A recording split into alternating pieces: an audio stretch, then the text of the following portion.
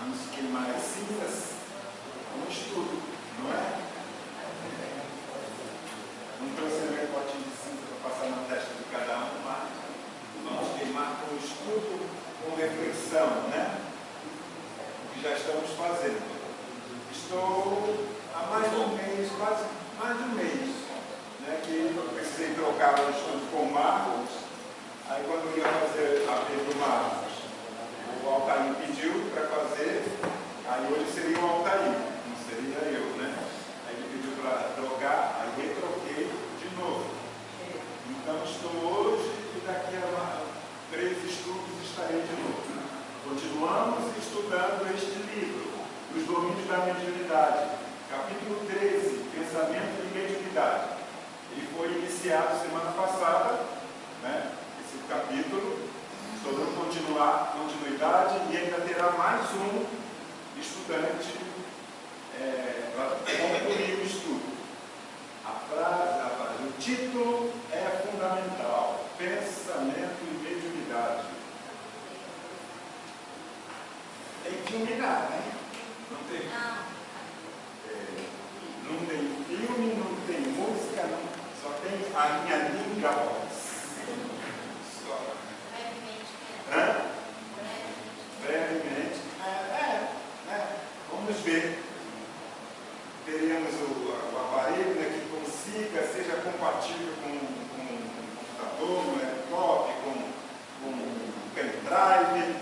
E basta uma caixinha, não precisa de grande coisa, o ambiente é pequeno, não é? Então, em breve teremos um aparelho de som novo, né? Para os estudos, para as palestras. Então, pensamento e mediunidade. Quem é que lembra da semana passada? Iniciou-se, né? Sobre isso. Ele começa, né, com aquela parte da oração. A oração final que vai ser feita, como está sendo feita na reunião mediúnica.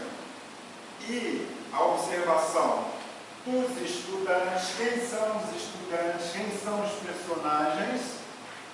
Os espíritos, Aulus, que é o instrutor espiritual, André Luiz e Hilário, que são os estudantes, e Clementino, é o mentor ou dirigente espiritual da reunião mediúnica. Os encarnados, Raul Silva, dirigente, dialogador, doutrinador da reunião. E os médiuns, né, Dona Celina, não é isso? O Castro, Eugênia, são os principais. Normalmente depois vai se falar dos outros médiuns. E a observação desse primeiro trecho é que a mensagem espiritual, a oração, a mensagem, está vindo de bem distante no espaço. O espírito comunicante não está presente. E André Luiz e o Hilário ficam, como é que pode isso? Não é? Como pode isso? O espírito não está ali irradiando seu pensamento ou falando, quando o médium é audiente. Como pode isso? Aí o Aulus fala, olha, não tem televisão, não tem o rádio, que vai a imagem hoje em dia, né, muito mais à frente da época de 1950 e poucos. Temos a internet, o celular, coisa que nem se cogitava naquele tempo, mensagens de vídeo, de áudio, não é? Então, por que não um espírito muito mais elevado, superior, não consiga projetar o seu pensamento de uma das esferas mais superiores onde ele se encontra, ao médium que esteja apto a receber esse pensamento, essa mensagem? Essa é a base, vamos dizer assim, da primeira parte. E a recepção diferente de cada médium. Duas bem sintonizadas, bem focadas no que ali estão fazendo, e o terceiro, pensando em outras coisas, não recebe, não capta bem a mensagem que está sendo enviada. Não é isso? Lembraram? Se situaram? Então, pensamento. Nós, por desconhecer, por ignorância, por vício, achamos, até hoje ainda achamos que pensar não tem nenhum efeito colateral. E o pensamento que cultivamos não age em nós, nem em nosso ambiente. Por isso a gente pensa o que quer, não é? Deseja, coloca vontade no pensamento, imagina o que quer, sem saber que isso tem sim efeitos colaterais, positivos ou negativos. Por isso, vigiar e orar. Vigiar a quem? A vizinha, o marido, a mulher? Não, a nós mesmos, nossos pensamentos, nossos sentimentos. Não temos esse hábito, porque há bem pouco tempo, isso, né, Jesus já falava, mas a gente compreendia? Não compreendia. Outros sábios falavam com outras palavras, de outra forma, e a gente não absorvia, não conseguia. Você lê meu pensamento? Quem é que está lendo o pensamento de quem aqui? Encarnados ainda ninguém, eu acho, mas de desencarnados muitos. Quanto mais até mais elevado, mais fácil ler nossos pensamentos, nossos sentimentos. E mesmo daqueles do nosso nível ou mais comprometidos do que nós, se estivermos na sintonia deles com os pensamentos e os sentimentos equivalentes, eles se aproveitam dos nossos pensamentos, do que emitimos, do nosso hálito, né? Parto mental, o hálito mental, que eles se alimentam, que eles utilizam muitas das vezes. E a gente não pensa nisso, né? É difícil controle. Já vivemos há tantas encarnações com esse hábito, né, de pensar livremente. É o único lugar que ninguém pode te impor. Não pense. Ninguém pode fazer isso. Temos toda a liberdade. E liberdade exige responsabilidade. Em todos os setores da vida, inclusive nos nossos pensamentos e sentimentos. Coisa bastante grave. Não é bastante grave isso? É muito grave. E a gente ainda não tem isso muito firme dentro de nós, né? Não temos isso ainda. Somos, não é rebeldes, somos displicentes nessa vigilância, né? Precisamos cultivar. O pior é que quando a gente quer, né, já chega o estágio de entendimento que a gente está aqui com a doutrina, e que a gente quer controlar esse danado desse pensamento, aí é que a luta fica mais difícil. Porque quando a gente não está nem aí para nada, a gente não tem responsabilidade e deixa o pensamento viajar. Mas agora, a gente já sabe, quando ele está descambando para um lado que não é bom, e a gente vai querer voltar para o pensamento reto, para o pensamento correto. E aí é que dá trabalho, né? O tal do vigiar é que dá trabalho. Muito trabalho. Pensamento viaja e vai buscar meu bem-querer. Não posso ser feliz assim. Não é? Você pensa, eu estava. Aí você não é?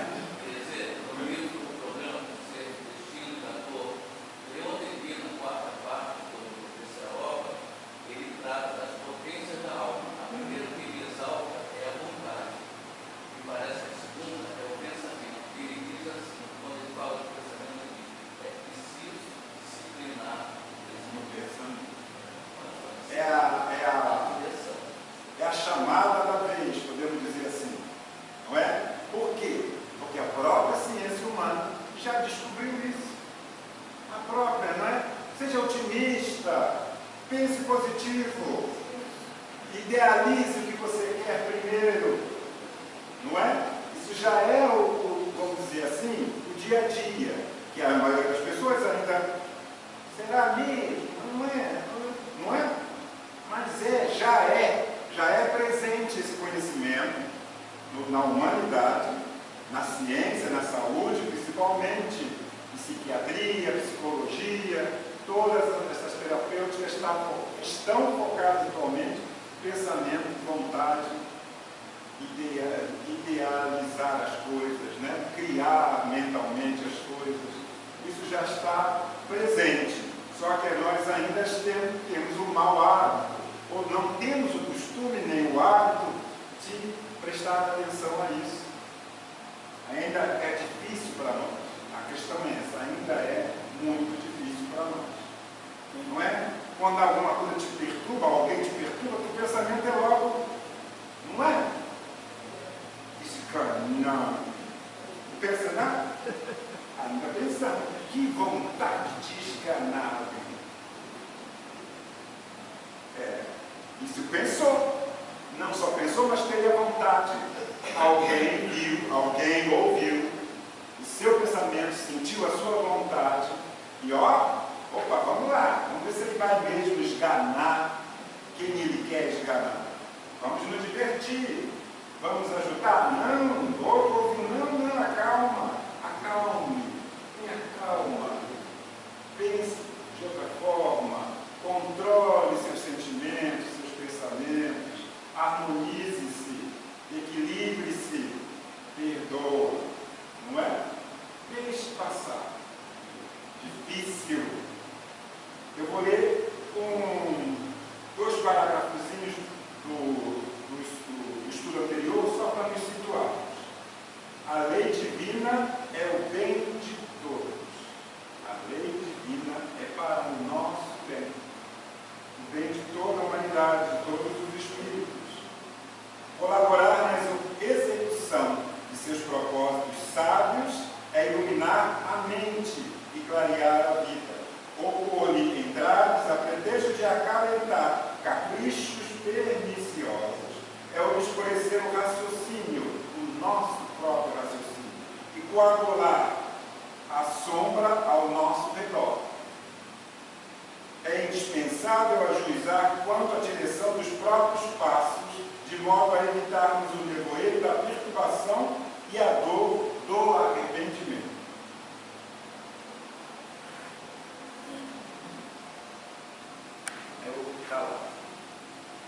Nos domínios do Espírito não existe a neutralidade, ninguém é isentão. Não, concordo plenamente, muito pelo contrário, não é? Não dá, porque você se revela, né? Na parte espiritual você está exposto. Essa é a grande verdade, né? Evoluímos com a luz eterna segundo os desígnios de Deus, ou estacionamos na treva, conforme a íntegra determinação do nosso eu. Não queremos, né? Por algum motivo, por rebeldia, por inatividade, por preguiça, por várias questões, estacionamos. Como é que se pronuncia essa série da Netflix? Chosen, a vida de Jesus. Os escolhidos estão vendo? Já viram? Já viu tudo? Eu assisti, ainda tem mais uma temporada. Demorei a ver, porque comecei a ver, a primeira temporada é lenta. A gente quer animação, não é? A gente quer movimento. E a primeira parte é lenta. Depois vai engrenando. Mas você vê ali o nosso retrato, a fraqueza humana, a dúvida, mesmo vendo, mesmo estando ali presenciando, mesmo ouvindo os ensinamentos ao vivo e a cores, como se hesita, como se vacila, como é a pergunta. Você vê o que está acontecendo, o que está fazendo, Jesus está realizando, como ele se comporta. Não é? Apesar de que ali Jesus é o mais feio de todos, como é que pode? Jesus era o mais bonito? Botar como pessoa no passo. O cara é o mais feio do grupo. Pelo menos eu acho, essa questão de gostar. É o mais esquisitinho assim de fisionomia, é o mais alto e tudo, mas eu acho que quiseram botar o mais humilde possível. Né? E ele é pouco, não digo popular no termo, mas ele é homem, né? Ele é homem, bem a vida nossa, mas sentimentos. Ele não demonstra fraqueza, demonstra tristeza, pesar, decepção, mas não demonstra fraqueza moral, de pensamento, de sentimento. Isso ele não demonstra. E na hora, né, que começa a realizar os milagres, ele sempre remete a Deus, né, no pensamento, através da oração silenciosa, o pensamento, e sempre fazendo aquilo, né, que a pessoa deseja e que está na condição de receber. A mãe, o primeiro, né, que está tendo, porque está nos evangelhos, o primeiro milagre é água para o vinho, né? Ele não queria fazer isso, transformar a água em vinho. Para quê? Ah, mas os nossos amigos vão ficar humilhados, isso e aquilo. Ah, meu filho, faz. A mamãe pediu, o menino fez. Né? Transformou a água em vinho, e um vinho muito superior ao vinho que tinha sido servido na festa, até aquele momento. Ela pergunta assim, não agora, quando? Quando? Em dúvida. Não, essa questão, né, está bem presente no restante do filme. Quando vai começar o apostolado? Quando ele vai começar a se expor através dos milagres, não só dos ensinamentos mais incisivos, podemos dizer assim. Ele não está na hora, fazia algumas curas, não conte para ninguém, não está na hora de espalhar, né? E ali mostra a fraqueza dos apóstolos. Todos eles mereciam uma chibatada, né? Mereciam. Meu filho, vou procurar outro, que está ruim, hein? Está ruim, você está vendo a coisa ali e você está vacilando desse jeito. Você está com medo ainda de quê? Ali é forte ali a mensagem de que a vida espiritual é a verdadeira vida. Que a vida material é passageira. E eles estão ali presos ainda ao medo da morte, ao medo do castigo, ao medo do homem, né? Ainda mais vulneráveis, Mas julgados. estou pensando aqui que essa passagem do transformar água em vinho se reflete até hoje. Por quê? Porque nós, né, aprendemos, quando o negócio está muito ruim para o nosso lado, e a gente está até com vergonha de pedir a Jesus, a gente pede a ela. Porque aí se a mãe pedir a ele, ele faz, ele não nega. Então a gente se apega com mãe Maria, porque ela vai pedir para ele e aí a gente está safo.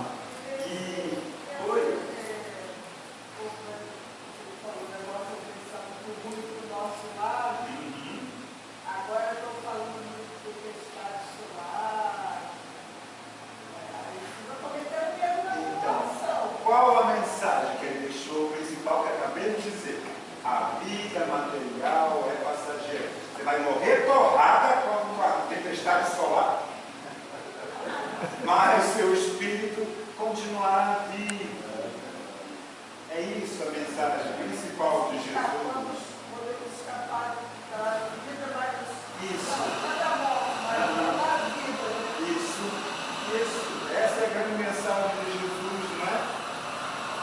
Nos desapegarmos, nos desprendermos dos medos em geral, como eu acabei de dizer. Então eles tinham medo, muito medo dos discípulos, né?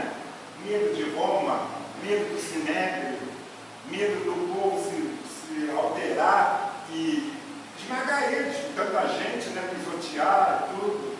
Muito medo da fome. Está difícil.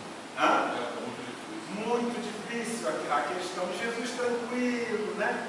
Procurando passar essa tranquilidade e esse pensamento de que tudo passa. Estamos aqui para aprendizado, né?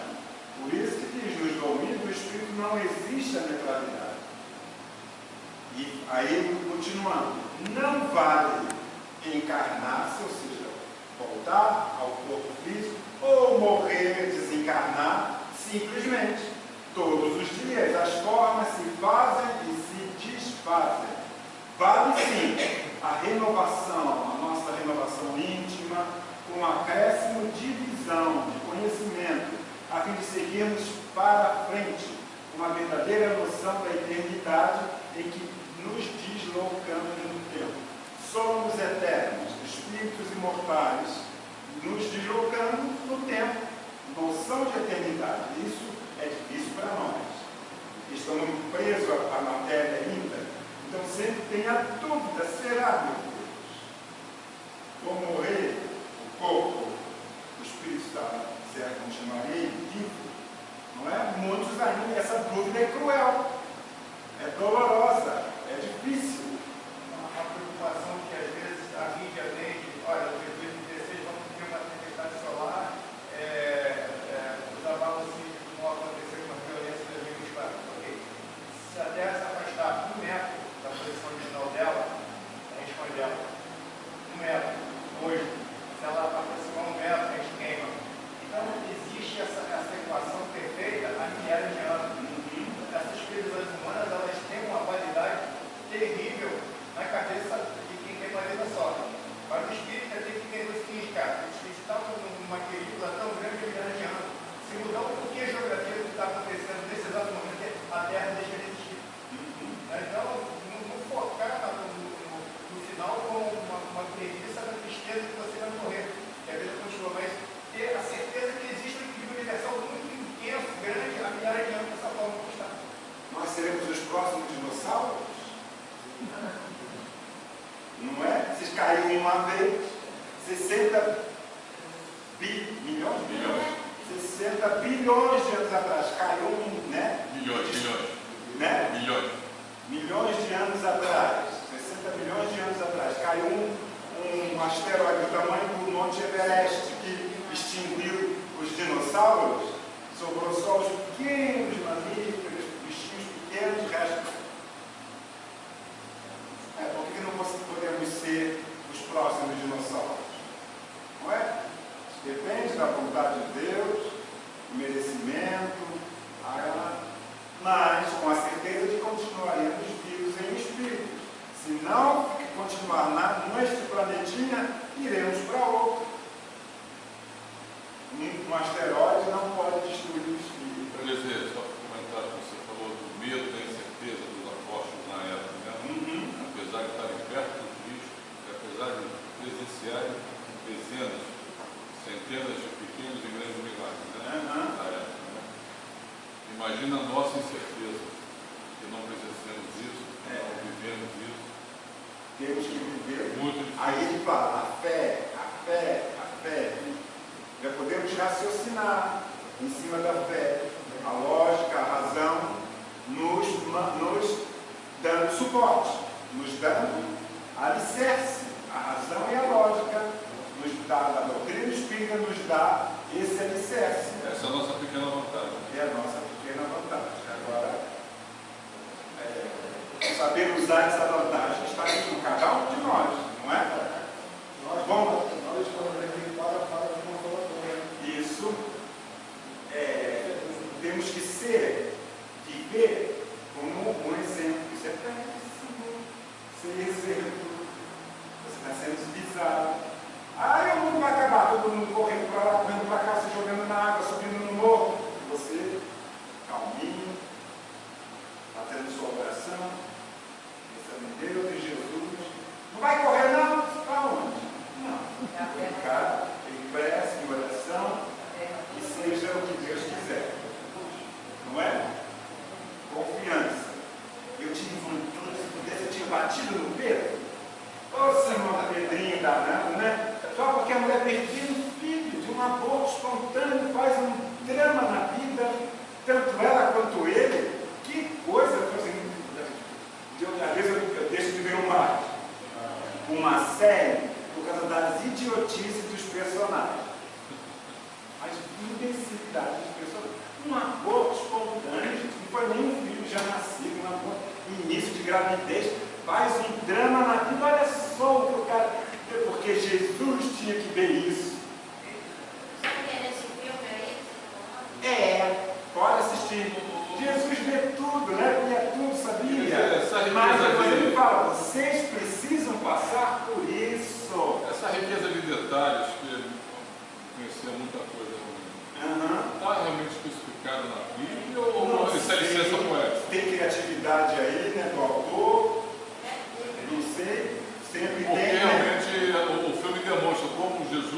estava humanizado, e assim como os apóstolos também, muito humanizados, né? Já estavam Cruz, muito cruz, muito cruz, né? E mostra no início Pedro fazia um monte de besteira, né? Então, eu acho que é isso que o autor, né, do filme, do roteiro, quis mostrar, de sair da lama, vamos dizer assim, sair daquele diamante bruto e sendo lapidado aos poucos. Essa insegurança, esse medo, também naquela série Maria Magdala ou Madalena, que também é muito boa, é uma temporada só, 60 capítulos. Eles também mostram isso, os apóstolos ainda muito com medo, sem saber, vacilando. Eu acho que isso realmente era uma coisa bastante... Deveria ser mesmo, né? Se hoje, né? Se hoje a gente vê espírita que tem medo de espírito, imagina aquela época. Tem medo da morte, espírita tem medo de espírita que acha que não pode passar por tribulações. Não, eu trabalho, eu faço isso, aquilo, tem que ser isento. Não. Se precisa, vai passar. Sempre temos amparo. Quanto mais trabalha, você atrai pelo seu pensamento, pelo seu sentimento, os bons espíritos que sempre vão te amparar, te dar forças, te consolar. Não é? Sempre. Mas, como somos bebês chorões, se eles acorressem a todos os nossos choros e ostensivamente, filhinho, não vai melhorar, né? Nós estaríamos lá ainda na retaguarda, na nossa evolução. Não é? Igual criança, a mamãe vai logo, meu filhinho, levanta, passa cuspe. Uma arranhãozinha, aquele choro. Minha mãe falava, passa cuspe que passa. Agora tem mãe no cara do filho. Filhinho, tá. O que eu achei interessante também é... Quem é melhor aí? A que levante e passa cuspe ou essa? É a que levante e passa cuspe. Vamos deixar de frescura. O que eu achei interessante também é que nesse seriado mostra a evolução da santificação de cada um. Isso. Enquanto todos os outros filmes já mostram o Pedro pronto, isso. já só vacilando lá na hora do galo. Não mostra esse processo evolutivo em carne dele. O bom dessa série é justamente isso. Mesmo não sabendo se foi exatamente assim, vai ser uma eterna dúvida, né? Mas parece fazer mais sentido. Racional, não é? Provável de ter sido, né? Provável. Até a amizade do Pedro com o tal Romano, que surge em algum momento, né? Quer dizer, o Romano, de certa forma, ele acaba sendo tocado, vamos dizer assim, né? Mesmo que longínquamente, ele começa a se render. Presenciando ao longe, mas está lá no Evangelho do Jairo, da cura da filha do filho do Jairo, não é? Ou do servo, que era filho dele. Sim. Filho ilícito, né? Vamos dizer assim, para o casamento. Esse detalhe está lá, né? Está lá no Evangelho. A cura do centurião, ou da não sei quem do centurião, está no Evangelho. E eram aqueles que foram mandados para vigiar Jesus e o grupo dele. E acabaram presenciando, ouvindo e sendo tocados. E também, né, sendo, aceitando aquilo. Porque muitos ouviram e não aceitaram. Oi? Um ponto interessante é a crítica à série. Em um momento eles estão criticando a transição que Jesus fala. Eles pegam vários pontos, mas eles não comentam em nenhum ponto quando ele fala na transição da vida eterna. Ou seja, há 20 anos atrás, a primeira coisa que se iria criticar é essa coisa que da carne não se passa. Certo? A não ser que você seja. Mas dessa forma não. Todas as críticas que eu vi de religiões diferentes, elas não entram nessa transição. Ou seja, é uma forma de aceitação. Quando eles não conseguem atacar, é porque está muito evidente que não se deve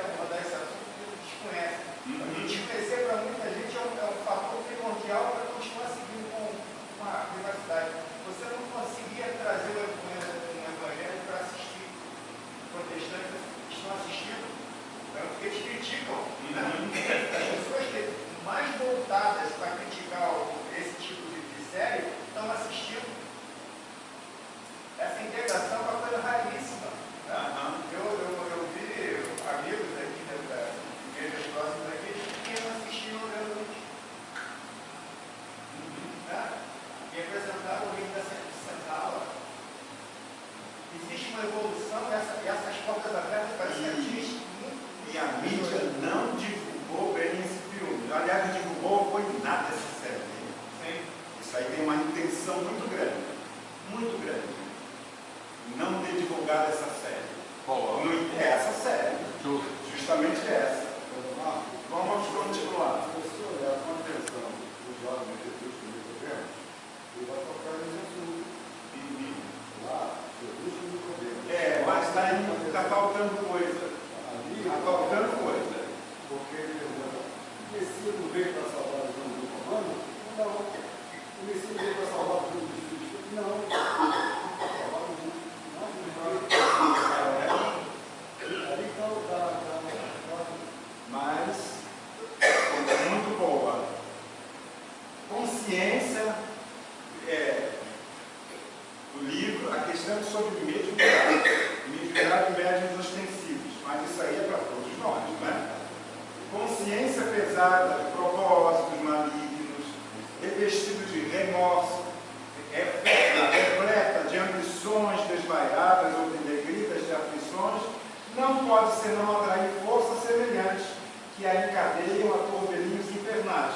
Mas ainda que seja um médium ostensivo, que veja, que tiver com a consciência desse jeito, que ele poderá atrair para si mesmo, o que ele poderá trazer de ensinamento de mensagens. A obsessão é sinistra ligação da mente com o desequilíbrio comum às trevas. Pensamos e imprimimos existência a esse objeto, idealizamos, que criamos. A resultante visível de nossas cogitações mais íntimas denuncia a condição espiritual que nos é própria. E quantos se afinam com a natureza de nossas inclinações e desejos, aproximam-se de nós pelas amostras de nossos pensamentos, mesmo sem saber, mesmo se o espírito desencarnado não tem esse conhecimento nenhum, ele é atraído. Ele se aproxima porque ele sente um prazer, algo que chama. Quantos espíritos são atendidos? Como é que você chegou aqui? Me falaram, a pessoa passou, eu me senti atraída por ela, eu vim. Afinidade, eu vim.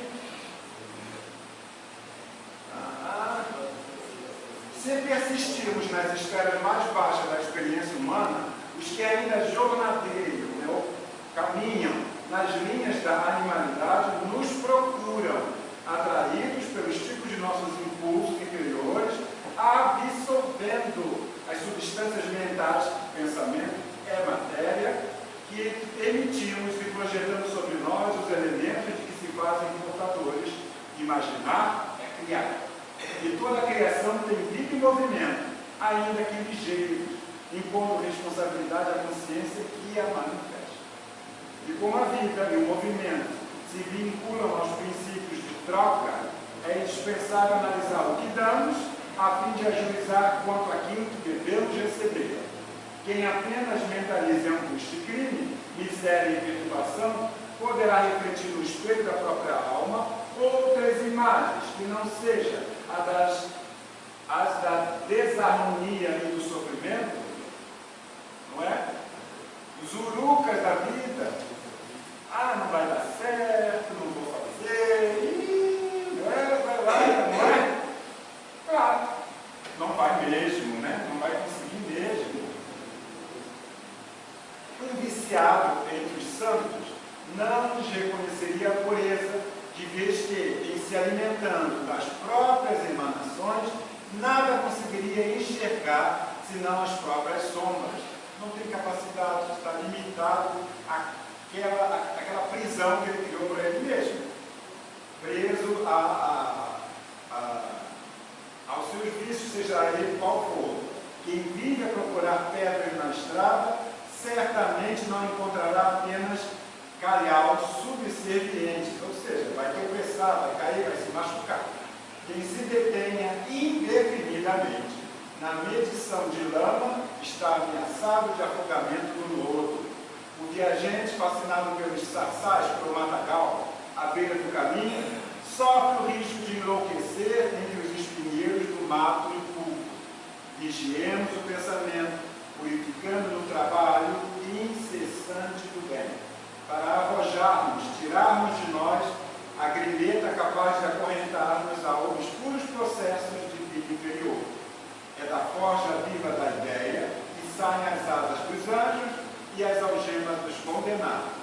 Pelo pensamento escravizamos-nos a troncos de suplícios infernal, sentenciando-nos por vezes a séculos de peregrinação nos trilhos da dor e da morte. Olha como isso aí é assustador. Pelo pensamento nos escravizamos a troncos de suplícios infernais. Porque o pensamento vai gerar ação, em um momento vai gerar ação. Não é? E essa ação, se o pensamento é negativo, vai ser uma ação negativa, vai gerar consequências.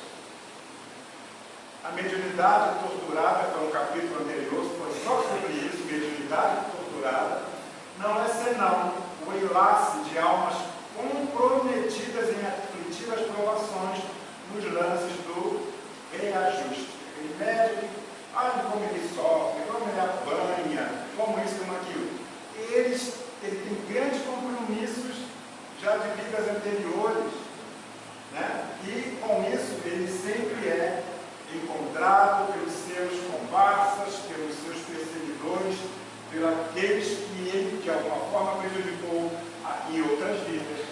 E para abreviar o tormento que flagela de mil modos a consciência, reencarnada ou desencarnada, quando nas grades expiatórias, é imprescindível atender à renovação mental, único meio de recuperação da harmonia.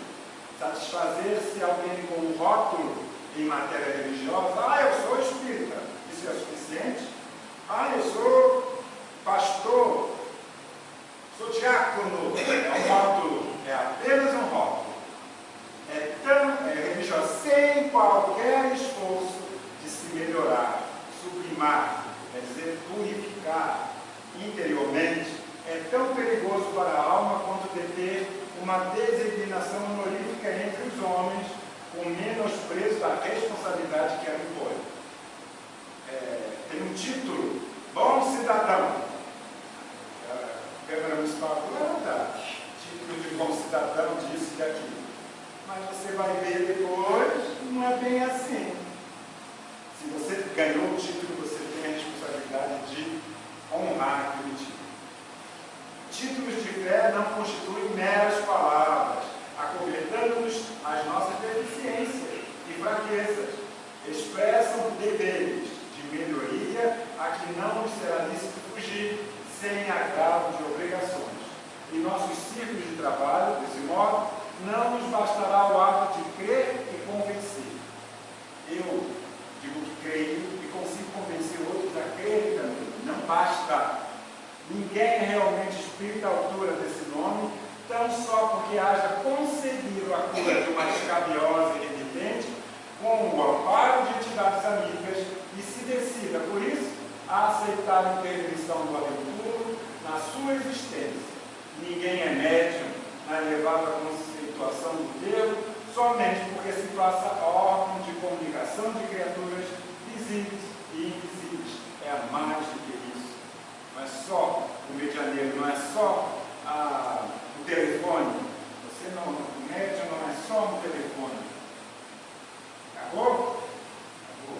Não. Para conquistar a posição de trabalho a que nos destinamos, de conformidade com os princípios superiores que nos enaltecem o roteiro, é necessário concretizar a essência em nossa estrada, por intermédio do testemunho de nossa conversão ao amor santificante. Testemunhar, eu era coxo, agora estou andando de pé. Era cego, agora estou enxergando. Não é esse testemunho, é na nossa vida diária. Testemunhar que fomos realmente, ou estamos, nos melhorando ao amor, não é? Nos melhorando através do amor, que é a resposta, é o amor, né? O que Cristo veio trazer. Do amor, na sua acepção mais ampla, vem os demais. perdão, pelo tudo mais. Então temos que nos esforçar para isso, testemunhar nossa conversão ao amor santificante. Estamos caminhando, não conquistamos ainda. Não bastará, portanto, meditar a grandeza do nosso idealismo superior. Já conseguimos pensar, imaginar coisas muito lindas, mas não bastará isso. É preciso substancializar-se, substancializar-lhe a excelsitude em nossas manifestações de cada dia. Isso, para a gente ainda estamos muito principiando, não é? Todo dia viver o amor, todo dia só expressar amor, todo dia levou não, levou que você não merecia, acha que não merecia, teve um contratempo, alguém te chateou, você conseguiu expressar ainda assim o amor. Os grandes artistas sabem colocar a centelha do gênio numa simples pincelada, num reduzido bloco de mármore ou na mais ingênua composição musical. As almas realmente convertidas ao Cristo lhe refletem a beleza dos mínimos gestos de cada hora, seja na emissão de uma frase curta, na ignorada cooperação em favor dos semelhantes ou na renúncia silenciosa que a apreciação terrestre não chega a conhecer. Esse capítulo é para nos deixar nu, não é? Nu, completamente nu, diante de nós mesmos, diante de nossa consciência, do que nós somos e do que ainda precisamos conquistar. É um capítulo que, se você assistir ele no espírito da letra, André Luiz Ruiz, ele é muito incisivo em certas questões neste capítulo, nessa parte principalmente, né, do comportamento do espírita, ou do cristão, vamos dizer assim, não é? Do cristão de uma forma geral. A gente não vê ainda, estamos muito longe disso. Todo o cristianismo ainda está muito longe disso. Conhecemos, sabemos que alguns chegaram próximos, bem próximos, a vivenciar essa parte aí, principalmente que ele fala ali, convertidos ao Cristo, lhe refletem. Temos que refletir, né, a beleza dos mínimos gestos de cada hora. E ainda estamos bastante distantes. Mas não podemos desistir, porque é a fatalidade, né? É a nossa evolução. Vamos aprendendo aos poucos, vamos assimilando aos poucos. Nossa consciência já nos chama constantemente à correção de nós mesmos. É difícil, realmente. Por isso que eu vejo lá nessa questão dessa série incomodar tanto. O que incomoda? Porque todos estamos na mesma luta do que crendo, né? Duvidando, não aceitando a verdade, a realidade, achando que de alguma forma não vou me livrar. Tive um livramento. Às vezes temos merecimento, não é? Mas muitas das vezes temos que passar. Precisamos passar para poder passar com galhardia. Olha onde você vai ter essa palavra. Galhardia, isso, né? Passar com uma nota boa, né? Não é só simplesmente passar. Passar acima de 7.